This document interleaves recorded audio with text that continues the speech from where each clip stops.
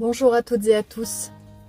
Aujourd'hui, je m'adresse à toutes les personnes qui ne savent pas pourquoi elles se lèvent le matin, toutes les personnes qui ont le sentiment que rien n'évoluera jamais, d'être enfermées dans une vie, dans une situation, dans quelque chose qui est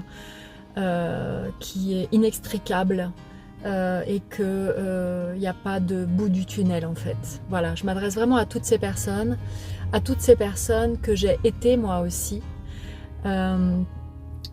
Aujourd'hui, je m'apprête à vivre un moment que j'adore, un moment annuel maintenant, que j'adore puisque je vais manger dans un grand restaurant.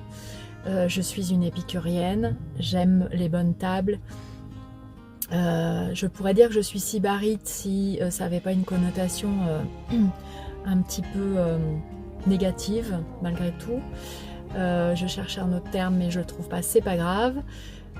Je m'apprête à vivre ce moment et en arrivant pour me parquer devant le restaurant, je vous mettrai des images juste après. Je me suis rappelé il y a quelques années, un midi, il était 11h30 comme à peu près maintenant, où j'avais donné 20 € à ma fille pour aller acheter à manger en lui disant tu fais très attention ma chérie parce que ces 20 € c'est tout ce qui nous reste pour finir le mois et ne prends pas n'importe quoi, regarde bien, voilà, c'est tout ce qui nous reste pour manger jusqu'à la fin du mois. Et, il se trouve que Eléa a perdu les 20 €, ma fille a perdu les 20 €. Et elle est arrivée en pleurs parce que j'avais mis une telle pression que forcément elle a perdu ses 20 €. Bref, mais je pensais en tout cas, c'était pas pour raconter cette histoire, mais ça me touche beaucoup parce que c'est une période où j'ai vraiment été horrible pour mon entourage. Et peut-être que vous aussi, vous pouvez vous poser la question de savoir comment vous êtes avec votre entourage. Et en fait, je me suis remémoré cette période-là et puis je me suis dit ok, comment je suis sortie de tout ça, comment j'en suis aujourd'hui à cette vie merveilleuse, à cette vie d'abondance où j'ai pu acheter la voiture de mes rêves. En tout cas, je me suis dit qu'est-ce que je vais pouvoir apporter aujourd'hui, quels conseils je vais pouvoir apporter aujourd'hui à toutes ces personnes qui ont l'impression d'être enfermées dans une boucle sans fin, où de toute façon ils sont voués à galérer à la fin de chaque mois, etc. Et je me suis dit qu'est-ce que j'ai fait. La première chose que j'ai faite, c'est de prendre un cahier et de poser sur ce cahier ma vie idéale d'un point de vue du travail, d'un point de vue personnel, amoureux, familial, etc. Et pour chaque point, de faire un détail précis de mes objectifs. Et j'ai vraiment détaillé avec une grande précision,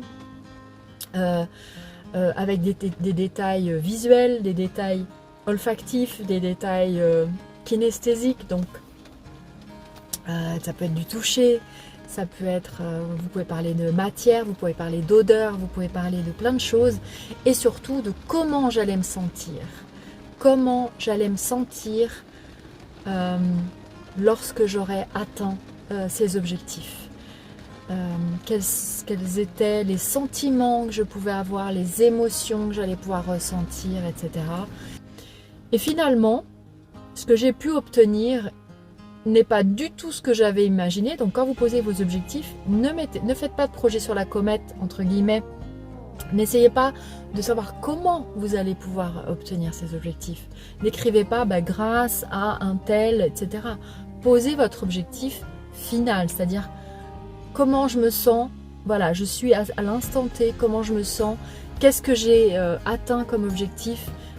Et par exemple, au niveau du travail, pour moi, c'était un travail où je me sente sereine, en paix, où je me pose pas la question de savoir à la fin de chaque mois si je vais pouvoir manger, où je suis entourée de belles personnes, où je me sens épanouie, où je me sens reconnue aussi, connue et reconnue dans ce que je fais, où j'ai le sentiment d'être utile véritablement utile, où j'ai le sentiment que mon domaine d'expertise est vraiment mis à profit.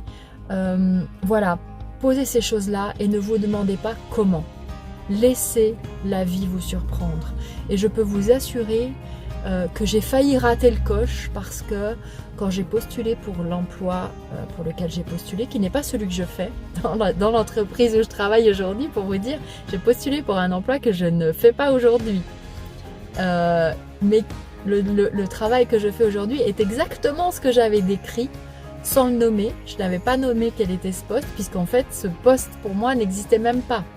Donc laissez la vie vous surprendre. Et puis le lieu où je le fais aussi. Laissez la vie vous surprendre et vous allez voir que des solutions vont émerger là où vous vous y attendez le moins. Et c'est ça qui est génial, c'est laissez-vous surprendre par la vie.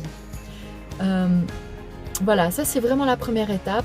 Si vous voulez aller plus loin dans cette démarche, si vous aussi vous avez envie de suivre mon exemple, ou en tout cas, tout comme moi, d'avoir une vie merveilleuse, d'être épanoui dans ce que vous faites, et d'être épanoui avec les gens avec qui vous le faites, eh bien abonnez-vous à cette chaîne et on se retrouve très très vite. En tout cas, voilà, je vous le délivre quelques images maintenant. À très vite, bye bye.